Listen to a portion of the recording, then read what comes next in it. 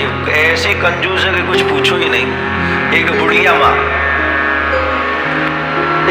माँ भयंकर कंजूस। एक गांव में एक बुढ़िया माँ रहती थी, बड़ी तगड़ी कंजूस, लेकिन एक अच्छाई थी उसमें।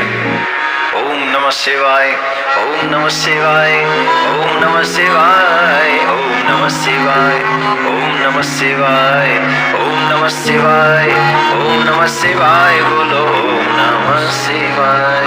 उसमें एक अच्छी बात थी, वो भगवान शिव का नाम बार बार उच्चारण करती रहती थी, बार बार उच्चारण करती रहती थी। लेकिन जब भी उसके कोई द्वार पे आता, उसे कुछ भिक्षा मांगता, तो ये कह देती चले जाओ, तुम्हें और कोई घर नहीं दिखता है क्या?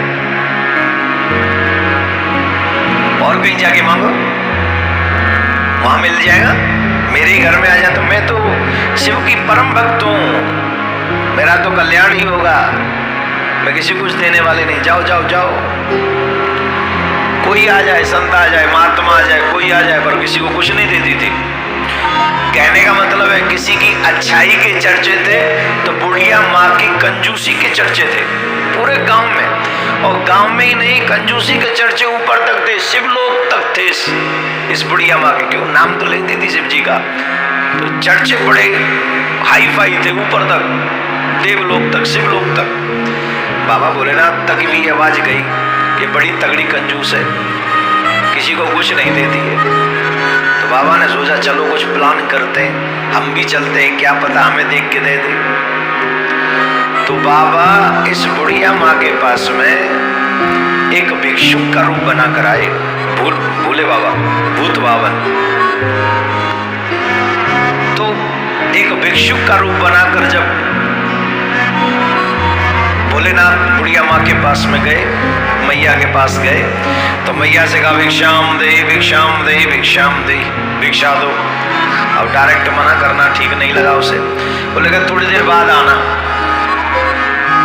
बाबा थोड़े गांव में घूम घाम के फिर आए, भिक्षाम दे, भिक्षाम दे। अरे बोले बाबा थोड़ी देर बाद में आना। सुबह सुबह पहुंचे थे, दोपहर को आए, अब दोपहर को कह रहे थोड़ी देर बाद आना। बाबा बोले सही चर्चे हैं मैया के, झूठ नहीं है, मिलावट नहीं है, मैया सही है। और बाबा तो बाबा बोले आज हम देखें कि कब तक मना करती है। फिर गए, थोड़ी देर बाद शाम सीख लौट आए, बोले भिक्षाम दे, भिक्षाम दे, अब तो भिक्षा दो। अरे बोले बाबा अब शाम हो गई, अभी शाम रात्रि का भोजन बना नहीं है, थोड़ी देर बाद में आना। बाबा बोले कोई बात नहीं। फिर 2-4 राउंड लगा के आ गए गांव के, फिर लौट के आ गए, बाबा भिक्षाम दे। अरे बाबा अब तो तुम लेट हो गए, हम तो खा के हो गए, निर्चू हो गए, हम तो खा गए, अब तुम अपने आप देखो, फिर आना। बाबा बोले कोई बात नहीं, आज यही गांव में रुकेंगे हम रात में, देखें तो सही तू कितना मना करती है। दूसरे दिन भोर होते होते फिर बाबा पहुंच गए, भिक्षाम दे, भिक्षाम दे।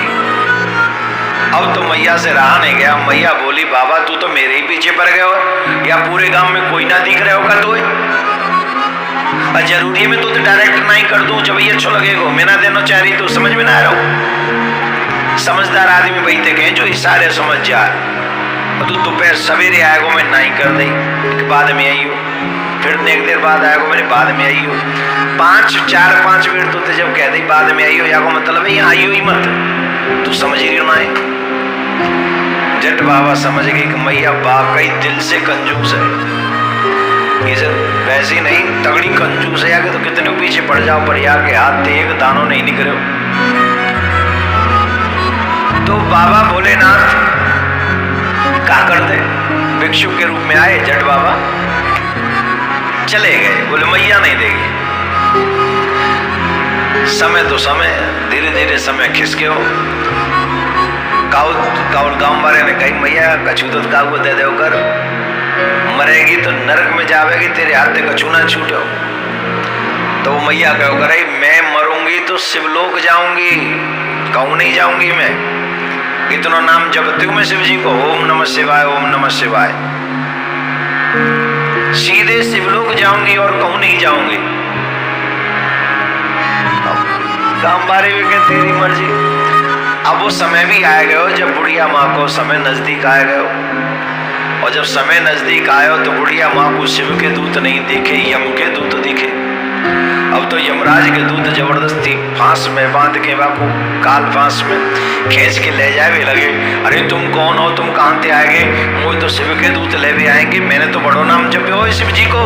तुम कौन हो, तुम कौन हो? गलती से आएंगे? बोले गलती से ना आए, पूरे पढ़ लिख के आए। आज तेरो समय समाप्त है और तू शिवलोक न जा रही, तू सीधे नरक चलेगी हमारे संग। जी का कह तो मैंने इतनों शिव जी को नाम जपे हो। बोले नाम जपे, नाम जपे के अलावा और कुछ करे होता नहीं। तेरे द्वार पे आए कितने अतिथि ते निराश कर दिए। काहुआ तेने अपने हाथ दे चपाती तक नहीं खवाई। चपाती छोड़, रोटी छोड़, अन्न को एक दानों तक तेन ना दियो। अब तो तू चलना पड़ेगा, चल हमारे संग, अब तो चलना ही पड़ेगा। अब बुढ़िया रोवे लगी, हाय हाय चिकावे हो।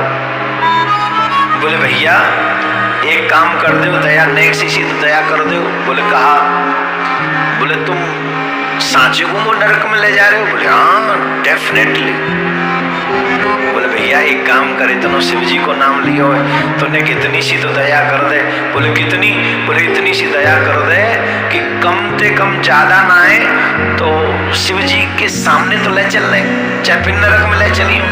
बाद में तो हम नरक में जाएंगे ही जाएंगे, पर एक काम कर देने कष्ट पहले कि हमें तू शिव जी के सामने तक ले चल।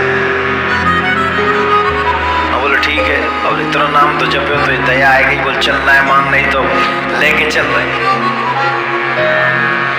शिव जी के सामने ले जाके बुढ़िया अम्मा को खड़ो कर दियो। बोले ले कर ले शिव जी के दर्शन, और माँ शिव जी विराजमान। कर्पूर गौरम करुणावतारम संसार सारम भुजगेन्द्रहारम सदा वसंतम हृदयारविंदे भवम भवानी सहितं नमामि। भवम भवानी सहितं नमामि। मैया ने बाबा को दर्शन किया, मैया के नेत्रन में आंसू आ गए, और जब आंसू आ गए तो मैया पूछने लगी बाबा मैं नरक में जाऊंगी? शंकर भगवान बोले हाँ मैया तुझे नरक में ही जाना पड़ेगा। झट रो पड़ी, अरे बाबा मैंने तो तुम्हारो इतना नाम लियो, तुम मुझे नरक में भेजोगे? बोले हाँ हाँ बिल्कुल नरक में ही जाना पड़ेगा। अरे मैया नाम जपो तो नाम जपवे वाले जीव को इतना तो कार्य होना चाहिए कि वो धर्म को आचरण करे। और धर्म को आचरण यह है कि जब कोई हमारे द्वार पे आवे तो हमें वाकू कछु दे के विदा करना चाहिए, नहीं तो हमारे जीवन के सबरे सुकृतन को वो ले जाए और अपने पापन को हमारे यहाँ छोड़ जाए। तुम्हारे द्वार पे इतनी बार लोग आए, तुमने काऊ को फूटो दानो नहीं दियो। और की तो बात छोड़ मैया, मैं खुद तेरे यहाँ आयो, तेने 5-7 चक्कर लगवाए, तेने मोह एक दानो नहीं दियो। बता अब मैं तो कैसे शिवलोक में रख लूं? इतनी कंजूस तू नागवन के बैठी है, तू पे कछु है नहीं, तेरे आगे बालक नहीं, तेरे बालकन को तेरी जो भी सामग्री है वो भोगे वाला कोई नहीं, बाकी बात हो इतनी कंजूसी। अब बता तू कैसे स्वर्ग में जा सके? बता। है बाबा जी तुम वो पतो ही नहीं, मौका तो अपराध है बाबा, एक बार मौका मिल सकता है। बोले अब क्या मौका चाहिए? बोले बाबा कछु दिन कहीं सही पर एक बार अवसर दो। बोले हाँ तुमने हमारा नाम बहुत जपा है इसलिए हम तुम्हें 1 हफ्ते का मौका दे सकते हैं। मरी वही बुढ़िया माँ नाम के प्रभाव से 1 हफ्ता का पुनः जिंदगी कर दी भगवान ने कि जा, और वही शरीर में जाके समा गई, फिर से जिंदगी हो गई। मरी हुई अम्मा फिर से जीवित हो गई नाम के प्रभाव से। बोले तुमने हमारा नाम जपा इसलिए हम तुम्हें 1 हफ्ते का मौका दे सकते, अवसर दे सकते। तो वो बुढ़िया अम्मा आई और वो शिव जी वाली सारी बात याद ही सबरी बात। और आगे फिरना बैठी मैया चैन थे, फिरना बैठी मैया चैन थे।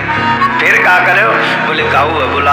अब पहले आवे तो ना दे भी, अब बुलावे पंडित जी ने, आओ महाराज मेरे यहाँ भोजन करो, खूब हलवा पूड़ी खवावे महाराज जी, कबू खीर खवावे। और जब कोई ना आवे तो बनाए के वहाँ भेज के आवे। काऊ वस्त्र दे, काऊ बर्तन दे, काऊ अन्न दे, काऊ जल दे। जल को बड़ा महत्व है जेठ के महीना में, अन्न का दान बड़ा महत्वपूर्ण है, वस्त्रों का दान महत्वपूर्ण है। जो जो आपको चाहिए वो दान आपको करना चाहिए।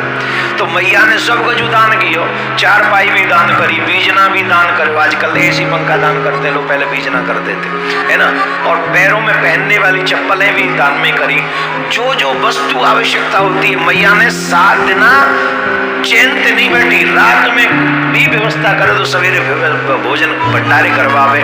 तीर्थ में गई 1-2 दिन तीर्थ में जाके भंडारे करवाए, खूब द्रव्य दक्षिणा बांटी। और 7वें दिन ओम नमः शिवाय, ओम नमः शिवाय यूं कहती कहती मर गई। और जब शिवलोक में पहुंची, और शिवलोक में पहुंची और बाबा के सामने जाके ठाड़ी है गई। बोले बताओ बाबा अब का के हो गया, अब नरक में भेजोगे का? बोले ना मैया, तेने पिछलो पूरा जीवन को प्रयोग उतना अच्छो नहीं कियो जितनो तेने ये आखिरी को 1 सप्ताह को प्रयोग किया है। अब ये आखिरी के 1 सप्ताह के कारण तू हमेशा मेरे शिवलोक में ही वास करेगी। बोलो राधे राधे।